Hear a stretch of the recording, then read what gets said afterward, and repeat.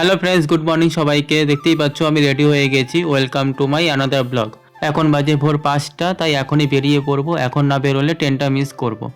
এই দেখো আজকে আমার ফুল লুক। এদিকে আমার ব্যাগটাকেও রেডি। এবার দিদাকে প্রণাম করে বাড়ি থেকে বেরিয়ে পড়বো। বাইরে ভালোই অন্ধকার, এখনো পুরোপুরি সকাল হয়নি, এখনো একটু একটু অন্ধকার আছে।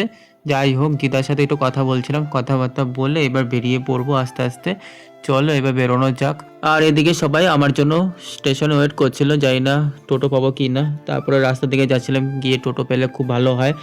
এই সকালবেলা টোটো পাওয়া খুবই মুশকিল, তারপর কিছুক্ষণ ওয়েট করার পর পেলাম অবশেষে একটা টোটো। এবার যাচ্ছি ছোটো বাজারের দিকে। ছোটো বাজার থেকে হেঁটে হেঁটেই যাব, আর কিছু করার নেই, কারণ ওপার থেকে টোটো পাওয়া মুশকিল। এত সকালে ওপারে কোনো টোটো থাকবে না, এপারে যাওয়ার টোটো থাকে, ওই পারে তো থাকবেই না, স্বাভাবিক। তারপরে হেঁটে হেঁটেই যাচ্ছিলাম স্টেশন পর্যন্ত। স্টেশনের রাস্তাটা খুব ভালোই লাগছিল যেতে যেতে। এত সকালবেলায় যাচ্ছি অনেক দিন পর। এর আগে লাস্ট কবে ছিলাম ঠিক মনে নেই। তারপরে এই জায়গাটা একটু ভালো লাগছিল, আর অনেকে রাস্তা পরিষ্কার করছিল এই সকালবেলা। তারপরে দেখো চলে এসেছি স্টেশনে। স্টেশনে আসার পর টিকিট কেটে নিলাম, টিকিট কেটে চলে আসলাম 2 নম্বর প্ল্যাটফর্মে। আর এখান থেকে ট্রেনে উঠবো। বেশ কিছুক্ষণ ওয়েট করার পর ট্রেনে উঠে পড়লাম। এখন যাচ্ছি হলো শিয়ালদা স্টেশনে। শিয়ালদা স্টেশনে গিয়ে দেখা হচ্ছে তোমাদের সাথে। এই দেখো 2 ঘন্টা জার্নি করার পর অবশেষে শিয়ালদা স্টেশনে চলে আসলাম। শিয়ালদা স্টেশন থেকে আবার ট্রেন চেঞ্জ করতে হবে, মানে সাউথ লাইনে ট্রেন ধরবো। তাই সাউথের দিকে চলে যাচ্ছিলাম, মানে সাউথের ট্রেনগুলো যেদিকে সেই দিকেই যাচ্ছিলাম। আর এদিকে যেতে যেতে পায়রার এক ঝোট দেখতে পেলাম, এই দেখো। তারপরে টিকিট কেটে আবার চলে আসলাম সাউথের দিকে। সাউথ লাইনের ট্রেন ধরার আগে সবাই ব্রেকফাস্ট করে নিলাম। ব্রেকফাস্টে খেয়েছিলাম আমি বিস্কুট আর ঘুগনি রুটি।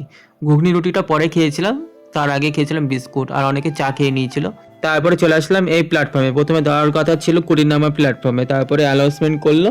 অ্যানাউন্সমেন্ট করার পর জানতে পারি 18 নম্বর প্ল্যাটফর্মে দিয়েছে। তারপরে আমরা সবাই ট্রেনে উঠে পড়লাম। ট্রেনে ওঠার পর দেখছি যে ট্রেনটা ভালোই ভিড়, মানে আমাদের রানাঘাট শিয়ালদা লোকাল ট্রেনের তুলনায় ভালোই ভিড় এই ট্রেনটা। তারপর চলে আসলাম লক্ষ্মীকান্তপুর। এখান থেকে আবার ট্রেন চেঞ্জ করব। প্রথমে ভেবেছিলাম এই ট্রেনটাই আমাদের ডেস্টিনেশনে যাবে, কিন্তু পরে দেখছি না, যাবে না। পরে আবার ট্রেন চেঞ্জ করতে হলো। চলে এসেছি 2 নম্বর প্ল্যাটফর্মে। 1 নম্বর প্ল্যাটফর্ম থেকে 2 নম্বরে আসলাম। প্রায় ঘন্টাখানিক ওয়েট করতে হয়েছিল এখানে। ঘন্টাখানিক ওয়েট করার পর ট্রেন আসলো, তারপর ট্রেনে উঠে পড়লাম। তারপরে কিছুক্ষণ ওয়েট করার পর ট্রেন ছেড়ে দিল। তারপরে চললাম আমাদের ডেস্টিনেশনের দিকে। আর ডেস্টিনেশনের দিকে যেতে যেতে মানে এরকম ন্যাচারাল ভিউ দেখতে পেলাম, বেশ দারুণ লাগছিল আমার। তারপরে এই হাওয়া খেতে খেতে আমাদের ডেস্টিনেশনে পৌঁছে গেলাম ফাইনালি। এই দেখো চলে এসেছি। এই দেখো আমাদের ডেস্টিনেশন। এখান থেকে আবার অটো ধরবো। এখানে আস্তে আস্তে প্রায় 5 ঘন্টা কেটে গেল।